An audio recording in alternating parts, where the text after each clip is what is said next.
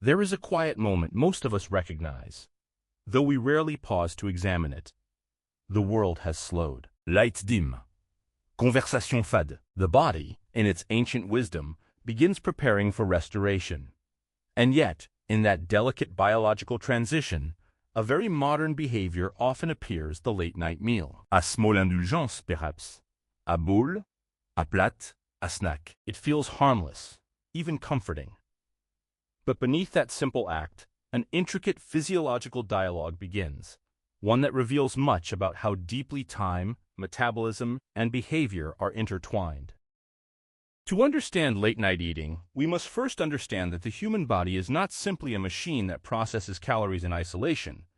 It is a time-sensitive system governed by circadian rhythms that influence nearly every metabolic process.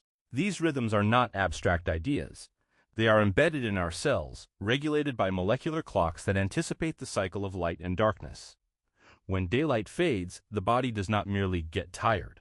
It shifts its priorities. Hormones change, enzyme activity adjusts, and metabolic pathways recalibrate toward rest, repair, and conservation. During the day, metabolism is primed for activity. Insulin sensitivity is higher, meaning the body can efficiently handle glucose.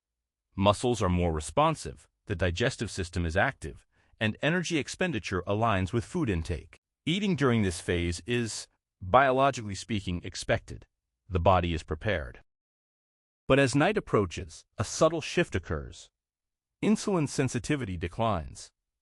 This means that the same meal consumed late at night results in a higher and more prolonged elevation of blood glucose compared to the same meal eaten earlier. The pancreas responds by releasing more insulin, but the cells are less receptive. Glucose lingers in the bloodstream longer, and the body begins to store more of it as fat. This is not a flaw in the system. It is an adaptation. In evolutionary terms, nighttime was not a period for feeding. It was a period for rest, for cellular maintenance, for the quiet work of internal restoration. When we introduce food into this phase, we are, in a sense, asking the body to perform two conflicting tasks at once: to rest and to digest, to repair and to process energy.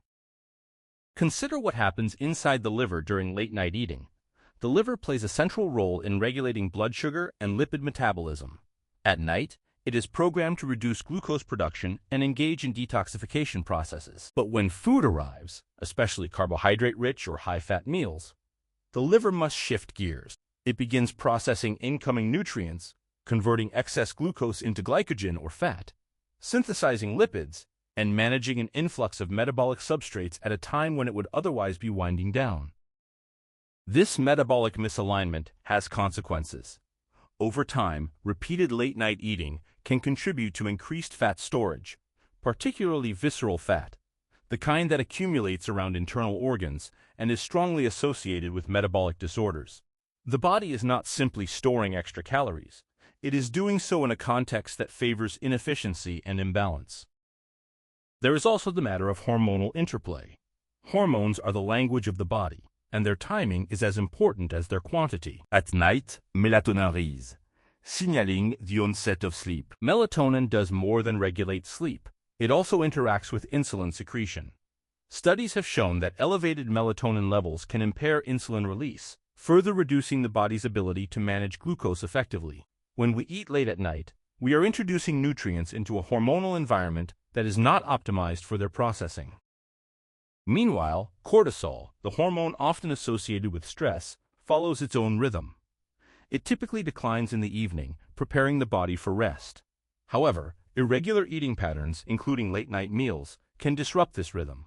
Elevated nighttime cortisol can interfere with sleep quality and promote fat accumulation, particularly in the abdominal region. And then there is the digestive system itself. Digestion is not a passive process. It requires energy, coordination, and time.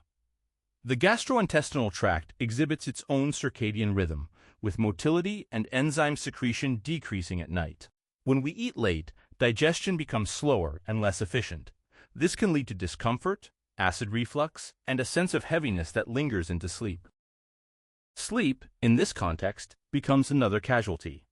The body cannot fully enter restorative sleep while actively digesting a meal. Core body temperature remains elevated, metabolic activity persists, and the delicate architecture of sleep stages may be disrupted. Deep sleep, which is essential for physical recovery and hormonal balance, may be reduced. REM sleep, critical for cognitive function and emotional regulation, may also be affected. Over time, this creates a feedback loop. Poor sleep alters appetite-regulating hormones such as leptin and ghrelin. Leptin, which signals satiety, decreases. Ghrelin, which stimulates hunger, increases. The result is a heightened desire to eat, often late at night, perpetuating the cycle. But the story does not end with hormones and metabolism. There is also the question of energy balance and behavioral patterns. Late-night eating is rarely driven by physiological hunger alone. It is often linked to emotional states, stress, boredom, fatigue. In these moments, food becomes more than fuel. It becomes a form of comfort or distraction. From a neurological perspective, this is not surprising. The brain's reward system is sensitive to both food and emotional cues.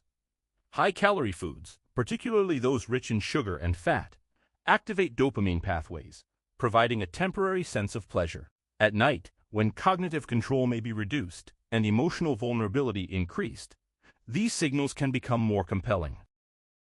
This intersection of biology and behavior is where late-night eating becomes particularly complex. It is not simply about willpower or discipline. It is about understanding how internal states, environmental cues, and physiological rhythms converge.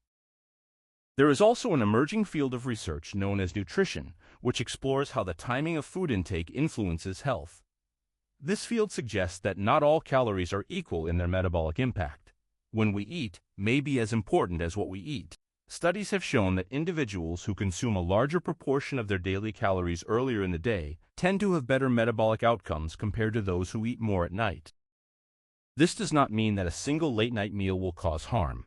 The body is resilient, capable of adapting to occasional deviations. But consistency matters.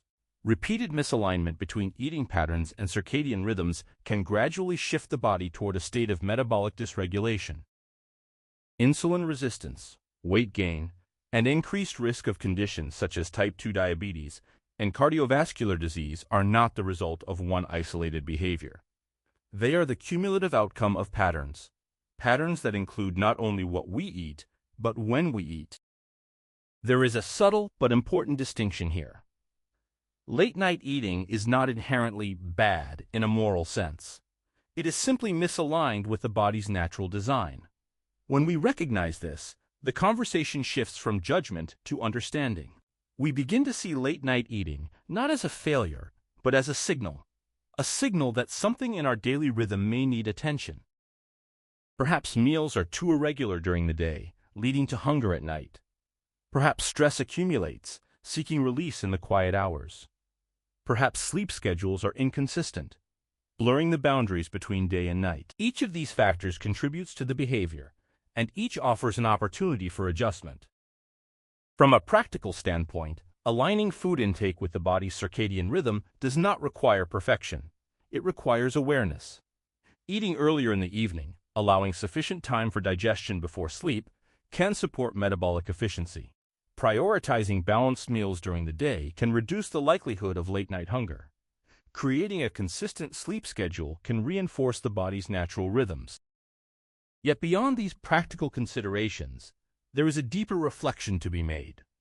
Late-night eating invites us to consider our relationship with time, not just clock time, but biological time. In a world that often operates around the clock, where artificial light extends the day and convenience overrides natural cycles, it is easy to lose touch with the rhythms that have shaped human physiology for millennia. The body, however, does not forget. It continues to follow its internal clock, even when external cues suggest otherwise. And when there is a mismatch, it responds not with immediate alarms, but with gradual shifts that accumulate over time. In this sense, late-night eating becomes more than a dietary habit. It becomes a point of intersection between modern lifestyle and ancient biology. It reveals how small, seemingly insignificant choices can ripple through complex systems, influencing health in ways that are not always immediately visible. There is a certain humility in recognizing this. It reminds us that the body is not infinitely adaptable, nor is it indifferent to our behaviors. It is responsive, dynamic, and deeply attuned to patterns. As we sit with this understanding, the question is not simply whether we should eat late at night. The question is how we can better align our behaviors with the rhythms that support health. It is about observing, adjusting, and gradually moving toward patterns that feel both sustainable and biologically coherent. And perhaps, in those quiet moments at night, when the impulse to eat arises, there is an opportunity not for restriction, but for awareness. To ask, is this hunger, or is it something else? Is the body asking for nourishment, or is the mind seeking comfort? In that pause, there is space for choice. Not a rigid, rule-based choice, but an informed one, guided by an understanding of how the body works, and a respect for the intricate systems that sustain it. Because ultimately, the story of late-night eating is not about deprivation. It is about alignment.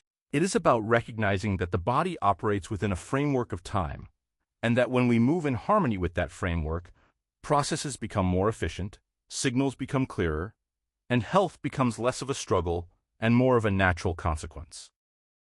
And so the next time the night deepens and the thought of food emerges, it may feel different, not because the desire disappears, but because it is understood.